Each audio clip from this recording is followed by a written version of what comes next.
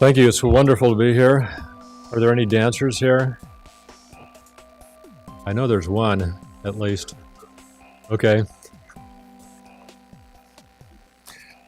A few years ago, I was able to get a little bit of seed money from the National Science Foundation to collaborate with a performance artist. And at that time, I had been admiring the work of Courtney Peix, who was a Boston-based choreographer. I had seen her company Contrapose Dance perform, and I knew Courtney a little bit. And we talked it over, and we settled on kind of an ambitious idea of actually creating an evening-length dance performance in which the choreography and the music and the costumes would be informed by ocean science somehow. We enlisted Amber Bistine, who is a sound artist, to write a score. Jennifer Verkamp is a costume designer that, or fashion designer that we found to do the costumes. And then towards the end of the project, and this was a 3-year project, we added Stephen Petrilli, who's a really good lighting designer. So we had quite a range of talented artists. So when I start these collaborations with artists, it's always important to me that the work is going to succeed on an artistic level. I think that if it doesn't, that there's very little else that's going to follow from that. And I'm always reminded of the writings of a dance critic that I follow. Her name is Claudia LaRocca. She writes for the New York Times. And I want to read a few sentences from a review that she wrote a few years ago on it was kind of a dance theater piece that was informed by physics. And she says that, and she's kind of down on these pieces, and she says that when she sees art and science collaborating on stage, that very often the two forms just end up looking like strange bedfellows. And she kind of wonders why this must be so. And she says very often the two worlds just end up illustrating each other, or worse, aping each other, instead of kind of allowing their own forms of experimentation and research to unfold in the same space. And she thinks that very often, instead of seeing a twin journeys into the unknown, that we're just treated with a artsy science report, one that demands very little from the audience. So I always worry about that. I don't want to make artsy science reports. I really just want to try to inspire the artist. And so the way that I do that typically is I just throw different bits and pieces of science at the artists and allow them to work with whatever speaks to them. And in Courtney's case, I knew that she was interested in sort of fluid dynamics and fluid flow, waves and eddies and so on. And so we ended up watching a lot of videos of ocean circulation. Here's one. Now this is a model showing the surface circulation in the ocean as viewed from space. You can see larger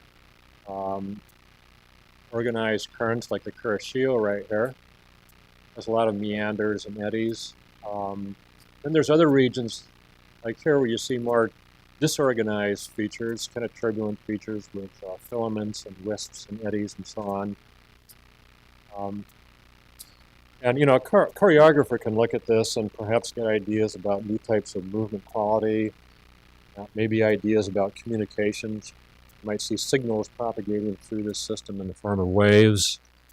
There might be ideas about arranging the dancers in the space of the stage and having regions that are perhaps organized along with other regions that are disorganized.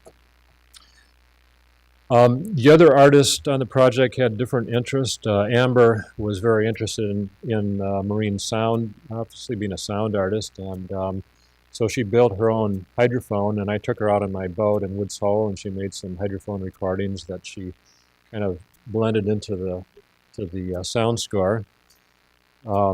Jennifer was very interested in ocean acidification, and you might see that in some of her costume design. So the piece kind of incorporates all these different bits and pieces. And so for the first 2 years, we really developed the work. There was a lot of research, and we talked a lot about. We also did some outreach work. Courtney and I held a number of workshops. This is one of the Boston public schools. And the approach that we would take in these workshops was actually similar to the approach we would take with the research. So at the beginning of the day, we'd go in, I'd throw some science at the students, and then Courtney and her dancers would teach the students some choreographic techniques. And then the idea was for the students to create their own dances for each other based on whatever parts of the science interested them. And if there were enough dancers there, sometimes they'd put on a little performance at the end. So it was a lot of fun. The first 2 years of this project were a lot of fun. Things really changed in the third year. We discovered that we had badly underestimated our budget needs, and the $4,000 that we got from NSF was just enough to pay for the performance venue, but we had to raise another $25,000 or $30,000 to pay for the dancers, costumes, and all kinds of other stuff that I hadn't anticipated. And so we ended up doing a ton of fundraising. None of the artists were getting paid. People were struggling to finish the work. And I was actually having some reservations about the work that I was seeing too. I'd go to rehearsal, and I liked the work. There was a lot of beauty in the motion and a lot of gracefulness. The music was very atmospheric. But I was a little bit concerned that it lacked moments of tension and release, and didn't seem to have any edginess to it, but I was very reluctant to speak out. I mean, who am I to criticize the choreography? And it sort of raised the question in my mind is whether the scientist actually is in a position to challenge the artistic sensibilities. I think that's a very interesting question we might want to discuss later on. And you have to remember that it's very difficult in these situations for the artist to challenge the scientist, right? It's a rare artist that's going to look at me and tell me that my statistical analysis was wrong, or the solution to some equation was incorrect. So I sort of feel that there's an imbalance in these relationships, that where the art is proceeding from established science, and so it made me a little reluctant to speak out. But the way that we resolved this was kind of nice, actually. Courtney and I, at the beginning of the project, had agreed that we would have a pre-performance showing of the work, and so we lined up some local choreographers, and the dancers performed about 20 minutes of the piece, and then we had a discussion. And some of the feedback that we got was useful, some of it was not so useful. But I have a very clear memory of the feedback that we got from two of the choreographers, Mariah and Jimena, and they were both able to pinpoint parts of the work that they thought was really novel and really new. And that sort of led to a discussion of how those parts might be amplified or extended. And so, just the tone of the critique was such that it really wasn't a critique. It turned into be kind of an opportunity, for advancing the work. And so, to her credit, Courtney was able to, in just 4 weeks, she was able to take this and take what was really a pretty good piece of work at that time and actually make it a little bit better. And so it was that the work was performed at the Boston University Dance Theater late in the fall on a Friday and Saturday night. I want to show you a few minutes from the piece.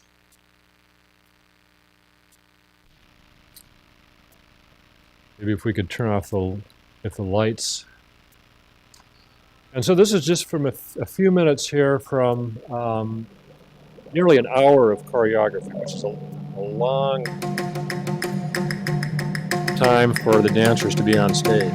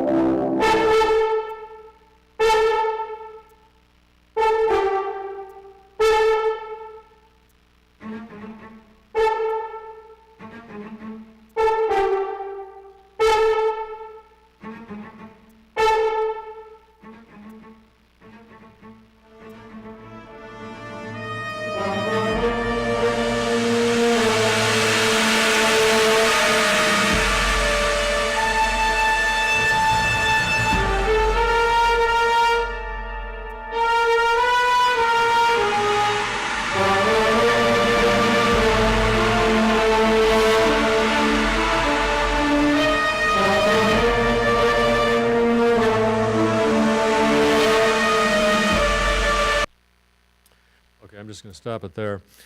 So, you know, you might have gotten some glimpses of some of the science themes that I talked about before. You might have seen some dancers transferring, having a sort of a signal passing from one dancer to the next.